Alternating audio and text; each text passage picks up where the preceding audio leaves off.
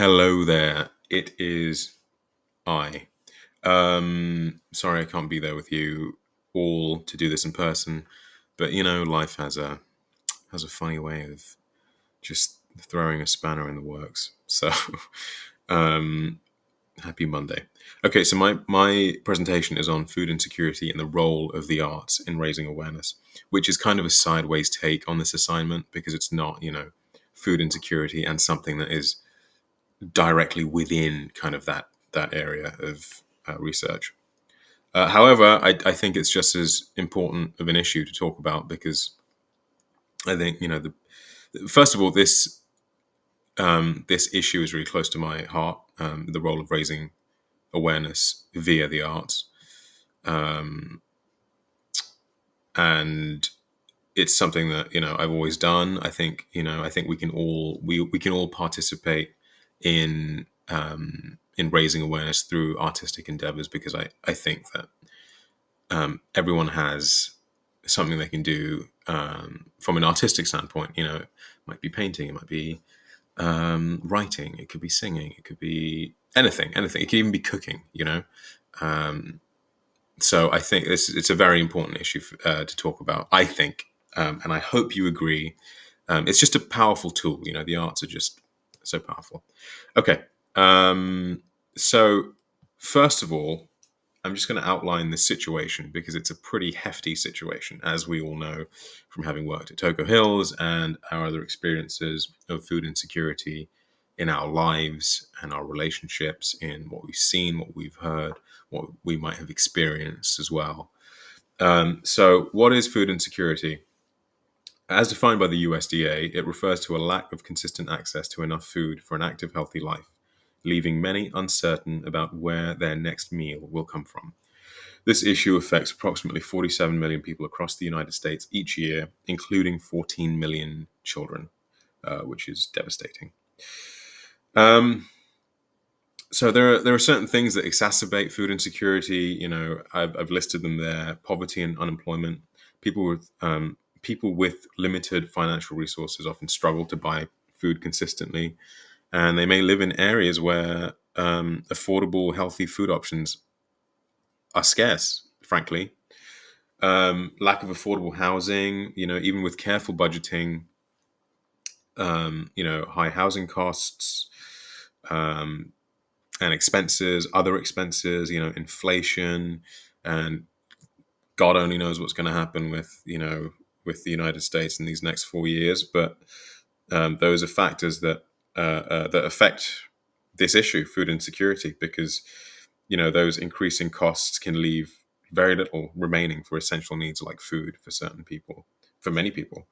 Chronic health conditions, living with a long-term health condition can make it challenging to work consistently. That reduces income, and not only that, but it also can, lead to high medical expenses, so there are push and pull factors there. Racism and discrimination, and what else? Like just discrimination of any kind of marginalization, any kind of subjugation that isn't just racism. It can be sexism, anything you can think of. Systemic discrimination puts marginalized groups, including but not limited to people of color, LGBTQ plus individuals, people with additional needs, people with disabilities, at a heightened risk of food insecurity because these systemic things have a funny way of reinforcing themselves. They're like self-fulfilling prophecies. So these are just a few factors that exacerbate food insecurity. Now, we all know that food insecurity is a big issue in the United States. It's a big issue in Britain as well. But it's a global issue. It's a much bigger issue than any one individual. And so I kind of, I want to draw attention to the fact that whilst food insecurity is a substantial issue where we are right now, it's also and particularly a big global issue. And in 2023, approximately 2.33 billion people, which is around 29% of the world population, experienced moderate to severe food insecurity. This figure remained largely stable since 2020, but it's still any figure is too high, if that makes sense. More than 864 million people, or 10% or 10.7% of the world's population, faced severe food insecurity in 2023. And that's just been on the rise. There are regional disparities. So in Africa, 58% of the population, which is about 850 million people, faced moderate to severe food insecurity. In Asia, about 1.18 billion people. Latin America and the Caribbean, food insecurity improved, and it reduced actually from 28 to 28.2%, from, I think it was 30%. I don't have the exact figure in front of me, but there are certain instances where it's reduced marginally, but then there are other areas where it's really gotten worse, and a lot worse.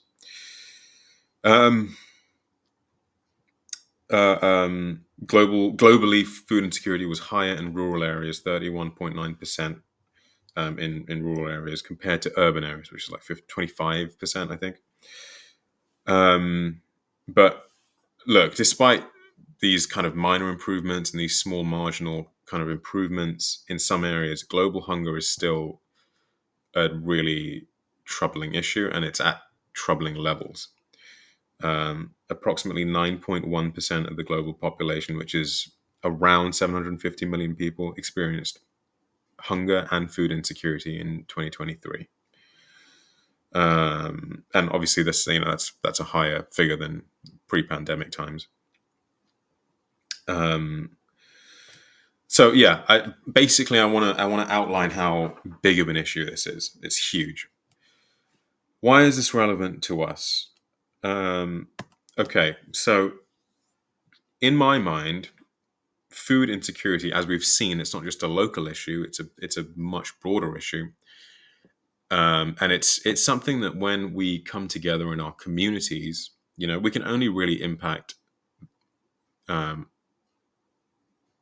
our local communities. There are people who have, like Taylor Swift, could say something and that would influence much more than just her local community. But for the ordinary individual, you can only really affect the sort of local context that you operate within and your local relationships. But the reason I think it's important to talk about global insecurity is because it's a transcendent issue. It's bigger than any one person, it's bigger than any one community. And so I think when we can talk about food insecurity with our neighbors, with those from different communities and different dispositions and backgrounds, and when we start talking and liaising and really enunciating what is going on, I think that's when kind of real change can begin to happen, because it's a transcendent issue, and that's what I'm trying to get at. But I waffle so much, but bear with me. It's a transcendent issue. It's beyond any one person. It will take us coming together for there to be a chance for us to help change the narrative. I mean, even just in our small community at Toco Hills, there are people of various racial, cultural, linguistic, and political dispositions. Though there is a causality in food insecurity, and though there are some identity groups that are disproportionately affected, there is still the need for us to recognize that this is a transcendent issue, and the arts can play a unique role in addressing this, helping to raise awareness, inspire empathy, mobilize communities towards action, and this is really where it lies for me. The arts transcend language and cultural barriers, and the arts can convey an emotional kind of message that words might not be able to. Art can convey the emotional weight and human impact of food insecurity in ways that facts alone cannot. I'm running out of time, but I'm going to try and get this done very soon. A great thinker called Izumi Sakamoto, who's an academic in this field, says that the arts have power to foster critical awareness and can afford different ways of knowing that may otherwise be dismissed, suppressed, or otherwise just not noticed. There are two schools of thought here. There are those who see the virtue in art. There are thinkers who don't so much. I obviously don't agree with Horkheimer, Foucault, or Adorno, Deleuze. in this area. I mean, I agree with Deleuze in many other ways, but not, and I agree with Adorno and Horkheimer in many other ways, but not on this issue. Just, here are some examples to prove my point. Supersize Me, okay, it's dated. I don't know why I've written 2024 there, but it came out in like I think maybe it was 1994. Oh no, maybe it was 2004. I'm so sorry. I should have fixed this. But it's an example of an art form, namely film, documentary film, that kind of came out and it really affected the world. I mean, we watched this in school in England, and it informed us as to the dire consequences of fast food. Again, it's not a perfect documentary, so that's not what I'm saying, but it's an example of what I'm saying here. Cowspiracy. I mean, this is huge. Cowspiracy. I know from my experience of movements pertaining to animal rights and the mass production of animal foods. Cowspiracy, it really had a profound impact on individuals in London. I mean, especially between 2014 and 2017, 18, all the vegans were talking about Cowspiracy, and they would cite Cowspiracy as the reason they became vegan. So that's another example. The Present, if I had more time, I would have played this the short clip from The Present, but I'm not going to go into it too much right now. But basically, it's a short film. It's a fictional film. Now, these other ones, Supersize Me, Cowspiracy, are obviously documentaries. Now, The Present is a fictional film. It's not about food insecurity per se, but it's about the Israel-Palestine conflict, and it follows a father and his daughter living in Palestine, and it's the guy's wedding anniversary with his wife, and he has to cross the border and go and get her something. It's like a present. He wants to buy her a present, but in order to do that, he has to cross, the border, which is obviously patrolled by Israeli troops, and it's just a heartbreaking film. It's a short film. It's only like 20 minutes long, so I'd really urge you to watch it if you haven't already. One of my favorite films of all time, but it's just an example of how the arts, and granted, I'm using film here particularly because that's kind of where my interests lie, but nonetheless, it highlights and outlines how profound the arts can really be. And I'm a filmmaker, so I would use the medium of film. To Kill a Mockingbird's another one. I mean, I wanted to throw this one in there because it's a fictional film and it's obviously from the 60s. It's not even a recent film. To Kill a Mockingbird was pretty influential. I mean, the film obviously is based on Harper Lee's book by the same name. Now, I don't want to get into all the issues with the book because there are many, and issues with the film because there are also many. That's not the point I'm making, but the point I'm making is that the film at the time, because the film is of its time, explored racial injustice in the American South through the story of a black man falsely accused of raping a white woman. And the film contributed to discussions on racial prejudice and injustice in the civil rights era, affecting women's perceptions of systemic racism and fairness. So, I mean, it has faced scrutiny and controversy, particularly around its portrayals of race, justice, and morality. But I think it's the double-edged sword, the silver lining, rather, is the fact that things like this get people talking, and I think that's extremely, extremely important. Not have time to watch that. Okay, so here's my call to action. Sorry, this is 4 minutes over. What can you do? Oh, those are my references. What can you do? I urge you. It can be anything. It can be making a poster. It can be drawing. It can be painting. It can be writing. It can be cooking. It can be making a short video on your phone.